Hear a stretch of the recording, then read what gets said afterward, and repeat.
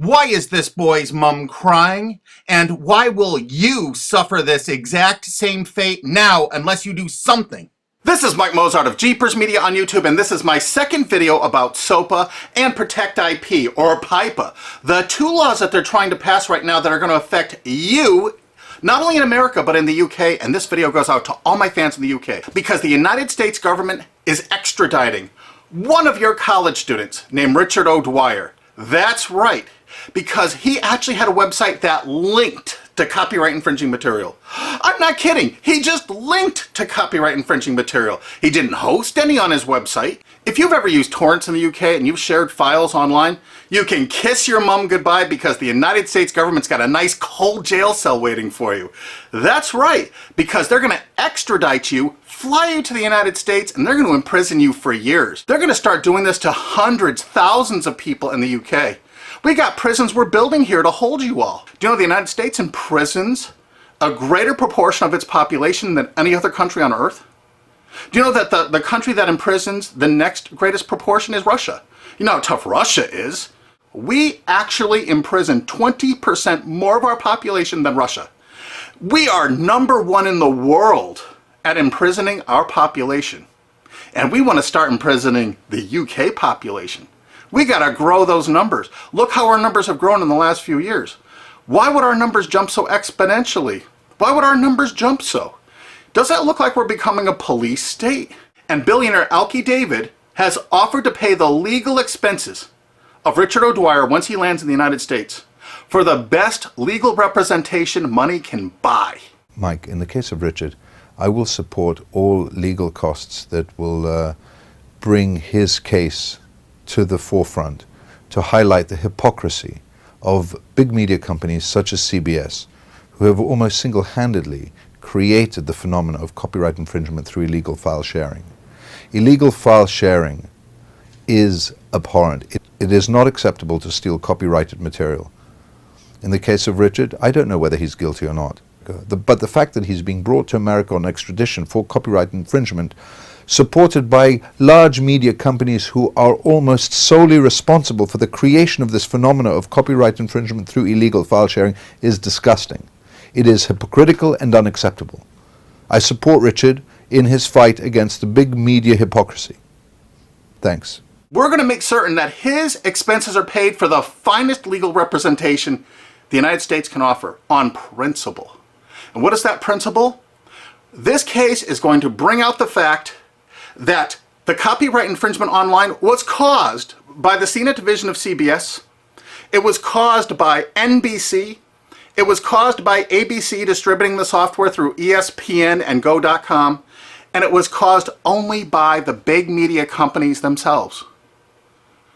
All right, that's the only place you could get that software. Why did they all distribute that software? Why were they virtually the exclusive distributors of that software? And why did they promote it for copyright infringement? Okay, CBS television fostered it, encouraged it, and distributed all that file sharing software through a site they own called CNET. CNET has an office in the UK. That's right, one of the largest overseas offices is in the UK.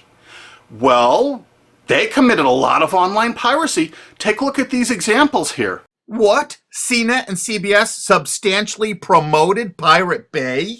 And look at this. Last.fm, a UK company owned by CBS Television in the United States. Why did they make a deal with Pirate Bay to distribute their widgets? CBS was very enthusiastic with their deal about Pirate Bay. And CBS made this deal with Pirate Bay immediately after purchasing Last.fm. Immediately. They didn't even wait. Pirate Bay isn't even legal in the United States, and they threw their full support behind it. This is one of the widgets. Are they endorsing Pirate Bay? And oddly enough, CNET division of CBS actually considered Last.fm to be spyware. Were they using these widgets to actually spy on Pirate Bay to take them down? It seems possible, since it was widely reported about that time period, that CBS was turning over user data to the RIAA from Last.fm. Or maybe it was just because CBS was actually distributing and promoting one of their new shows called Pirate Master in 2008. This is reported by Torrent Freak. And they actually had links right to torrents to download the show. And this is on CBS's own website. Of course, this is one of CNET CBS's proud offerings, the Pirate Bay Search Download. This allowed you to actually cruise all the popular sites without actually going there, so you could download tons of pirated media illegally. They even say that in this download. Of course, it's downloaded right from CNET's own servers. Even though CNET was offering this in 2010, they've taken it down because we squealed. But look how it came up in Google searches. Why did it come up pirated books downloads if you search pirated books? Why did it come up pirated movies downloads if you search that? Their search engine optimization featured the words pirated and pirating. Of course, the CBS CNET staff couldn't write enough glowing articles and reviews about how much they loved Pirate Bay, how much terrific material was there, all for the taking. Notice the editor's 4-star review and the coveted, we recommend this add-on to all users. Look at this, they had LimeWire. Of course, Sumner Redstone had every reason to distribute as much LimeWire as possible, seeing he was profiting from the distribution of LimeWire by selling Viacom's Comedy Central material through LimeWire. Kazaa? 326 million downloads. Morpheus? Over 125 million downloads with the help of all their co-branded partners, Microsoft, AOL Time Warner, BitTorrent? It goes on and on and on. CNET CBS wanted you to download pirated media so badly, they offered downloads specifically to cover your digital tracks, reviewed by their editors, and distributed through all their co-branded partners. Look at the freaking date this was added to CBS CNET. And ZapShares was perfect to use if you were using LimeWire to download Lady Gaga songs, like the editors showed you in this screen capture. And do you know who heads up that company? Sumner Redstone, one of America's richest men. And you know what you're going to do? If it's okay for the United States government to extradite that poor kid to the United States to stand trial here for something that wasn't illegal there, Sumner Redstone distributed file sharing software to your country. He distributed it with charts and graphs, including known copyrighted artists that are still on their site CNET to this day. And they distributed over 50 million downloads of LimeWire just since Sumner Redstone bought CNET. So what you're going to do is, you're going to demand that your government in the UK extradite Sumner Redstone to the UK to stand trial for copyright infringement. That's right. You are going to demand it. You are going to write every single person in the UK. Because why should an American multi-billionaire be above the law? Hey, they can extradite one of your mates, some chap from England, over to the United States to sit in a prison for 5 or 10 years. Let's go after who really caused the copyright infringement. Let's go after the big media companies that actually distributed this software. I bet you didn't know who invested tens of millions of dollars in BitTorrent. SL partners, Paul G. Allen, Bill Gates, Microsoft. How come they're not in prison? They should be. Why, Sumner Redstone's company Viacom, in their sworn statement of undisputed facts from Viacom versus YouTube, stated as fact notorious pirate sites like Napster, Kazaa, and BitTorrent. Hey, I thought it was a piracy site. How come in 2008 all of these big media companies in the United States had content distribution deals with BitTorrent? You had a sworn statement in court they were a piracy site, Sumner Redstone. Why is your Paramount Pictures and MTV networks there? Why are you bringing people to court over downloading from BitTorrent when you used it yourself? While Sumner Redstone's Viacom was swearing in court that BitTorrent was a piracy site, their own CNET wrote this wonderful review of it. Pros: BitTorrent downloads can be delivered to you using any BitTorrent client app. Partial to uTorrent? No problem. Now you can mix your legal and pirated downloads into one client. Of course, every entertainment company distributed that software. Yeah, BitTorrent actually tried to go legitimate for a while. This is an article from CNET UK. Legit BitTorrent faces uphill struggle. Of course it did. Does this signal the death knell of all that is illegal in the world of file sharing? CNET admitted that BitTorrent was all that was illegal in the world of file sharing. Is it for anyone's benefit for BitTorrent to go down the same route as Napster or Kazaa? Well, CNET's been distributing this software before this article for 7 years. We think it's fairly obvious that most of BitTorrent's existing 135 million users will flee in droves. Free and illegal is always better than paid. Of course, their paid downloads failed.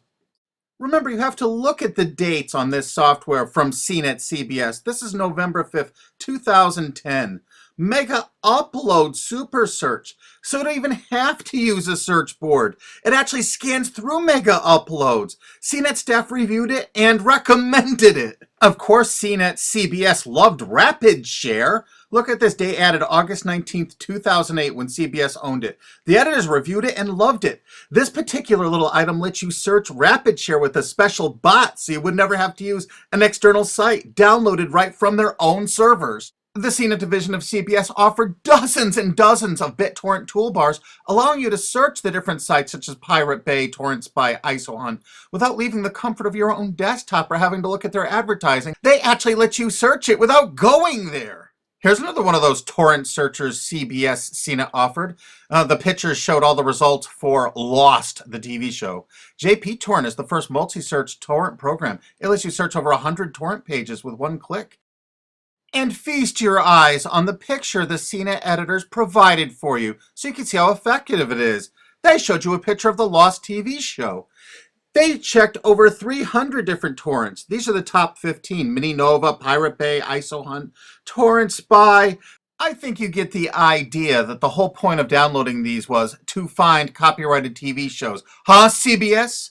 CNET CBS offered over 100 different torrent search tools. This one is Torrent Episode Downloader from 2009. Search and download torrents of new TV shows and episodes from the internet. Again, there's well over 100 different one of these anonymous torrent downloaders that CBS CNET offered. They were distributed co-branded through all of their partner sites. This material is egregious compared to what that TV Shack kid did. The only statement the president of CBS made in regards to all this material is that it's all perfectly legal. I guess it's legal if you're a multi-billion-dollar media company and not a UK student. And the CBS editors' reviews frequently featured copyrighted media. We have over 5,000 screen captures like this. So BitTorrent is really funded mostly by big US corporations. So it's the big US corporations that caused the piracy, and now they're going to go after you and your mates forever. You demand Sumner Redstone be brought to justice in the UK. Here's some of the evidence. There's a lot more evidence on onecandleinthedark.blogspot.com. They distributed the software itself with instructional charts and guidance. We're using copyright infringing materials to show you how easy it is to do, to encourage you to do it. And now they're going to arrest you for actually doing it. Isn't it great? That's the American way. And you're not going to sit by for that. Heck no. You know how easy it is to tell your legislators that you want Sumner Redstone brought to the UK? Extradite him. He needs to be extradited to the UK. He needs to pay for his crimes. Since he bought out CNET, they distributed over 50 million downloads of LimeWire. They distributed BitTorrent. They distributed Kazaa even after federal judges in the USA shut it down. They want to keep file sharing going so they can write these laws so they can control the world and control you in the UK. You think they're getting off scot-free? Hell no. You extradite Sumner Redstone to your country and you try him for copyright infringement. And there's people that are going to say, hey, this kid Richard ODwyer from the UK made like thousands of quid from this little deal he had. Thousands of dollars. But you know what? Sumner Redstone and CBS and CNET made hundreds of millions of dollars. Hundreds of millions. How come they're not being extradited to the UK? They need to be. But the UK has one decision they need to make it right now. Are they representing their own people? Or are they representing the big corporations of America? If they're representing the corporations of America, fine. You've lost. But you know what? If they have any integrity at all, they will extradite Sumner Redstone and make him stand trial and put him in prison for years. Don't let some billionaire go free for all this egregious copyright infringement when your mate from college is going to spend 5 to 10 years in prison in America for something that isn't even illegal in the UK. That's just sick. I mean, really sick. And you share this video with every single friend you have. You send it on Twitter, you put it on Facebook, you download this, you re-upload this video all over the internet. You make certain the world sees this video.